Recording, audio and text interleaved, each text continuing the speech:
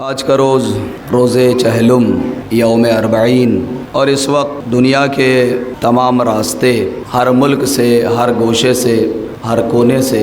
جتنے بھی راستے ہیں وہ سارے راستے اس وقت کربلا کی جانب رواں دواں ہیں۔ اور یہ چہلم یا اربعین، اس کی اتنی اہمیت اور اس کی یہ عظمت، اور اس دنیا میں خصوصاً یہ احتیاط کرتے ہوئے کہ کسی چیز کی توہین نہ ہونے پائے، اس لیے کہ کبھی کبھی ایک چیز کی عظمت کو بیان کرتے ہوئے محسوس دے جاتا ہے کہ کسی دوسرے چیز کی اہانت ہو رہی ہے، لیکن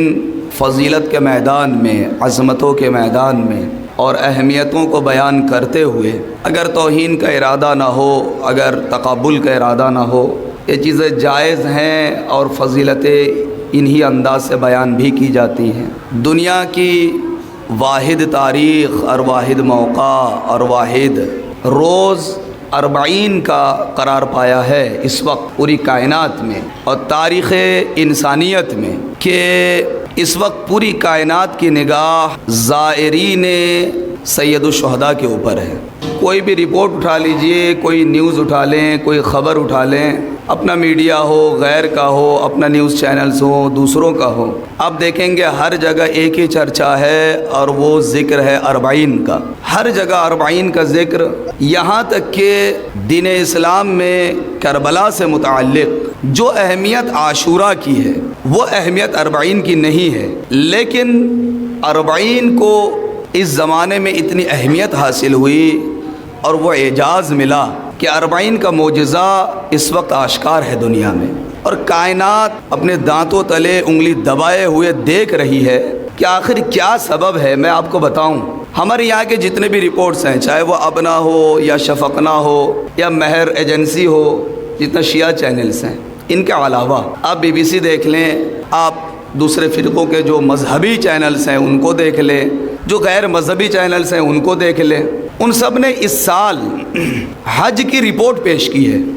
خانہ کعبہ چونکہ وہ تو خود بھی عزادار ہے، اللہ کا گھر بھی عزاداری کر رہا ہے، اور جس کے لیے سالک لکھنوی نے کہا تھا کربلا تیرے مقدر کی یہ بیداری ہے۔ یہ ہمارا سیاہ لباس اور سوگ کے لباس اور یہ کالے کپڑے، ان کو دیکھتے ہوئے سالک لکھنوی نے لکھا کہ کربلا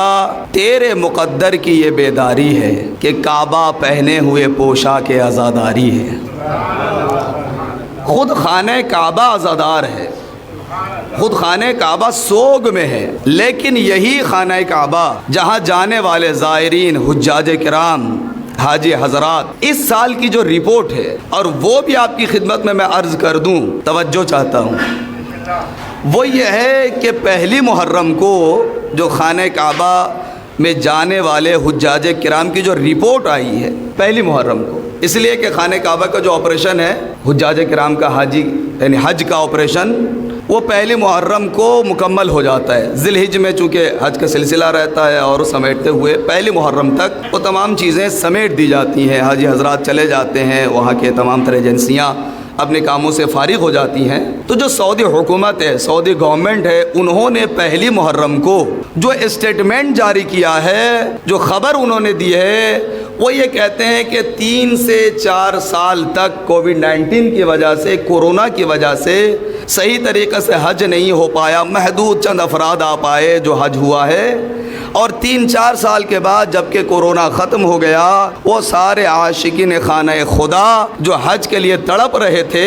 اس سال موقع ملا اور دنیا بھر سے وہ کھنچتے چلے آئے حج کے لیے۔ 3-4 سال موقع نہ ملنے کے بعد کتنی تڑپ ہوگی، کتنے جانے کی خواہش ہوگی۔ اتنے حضرات گئے جو انہوں نے اسٹیٹمنٹ جاری کیا ہے، وہ کہتے ہیں کہ پیغمبر اکرم کے زمانے سے لے کر آج تک کی تاریخ میں جو بھی ہمارے پاس تاریخ ہے، خبر ہے، یہ سعودی عرب کا کہنا ہے، جتنے بھی ہمارے پاس خبر ہے، سب سے زیادہ حاجیوں کی تعداد اس سال آئی ہے، سب سے زیادہ تعداد اس سال، اور تڑپتے رہے مسلمان کے جاؤں 3-4 سال کے بعد۔ اور آپ کو میں بتاؤں کہ کتنے لوگ گئے، وہ کہتے ہیں 18 لاکھ، جو آپ سنتے ہیں بار بار وہ چیزیں مجھے نہیں بیان کرنی ہے، بار بار ذاکروں سے خطیبوں سے آپ سنتے ہیں. میں وہ عرض کر رہا ہوں جو نیوز کے اوپر اپنی آنکھوں سے میں نے پڑھا ہے، آپ کی خدمت میں بیان کر رہا ہوں. وہ کہتے ہیں کہ 18 لاکھ کئی سال تڑپنے کے بعد جو حاجی حضرات گئے، آپ بڑھا لیں اس کو 20 لاکھ بنا دیں. 20 لاکھ اس سال یعنی تاریخ انسانیت میں خانہ کعبہ کے گرد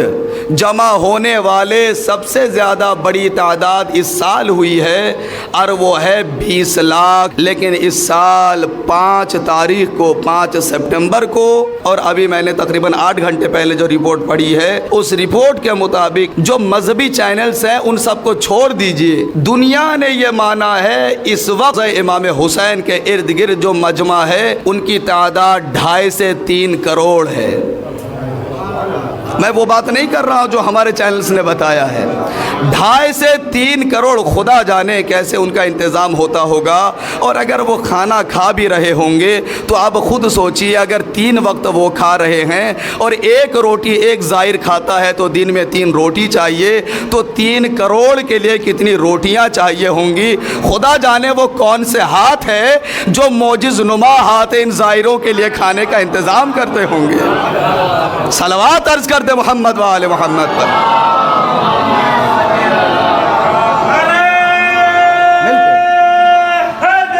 یا زندہ زندہ مردہ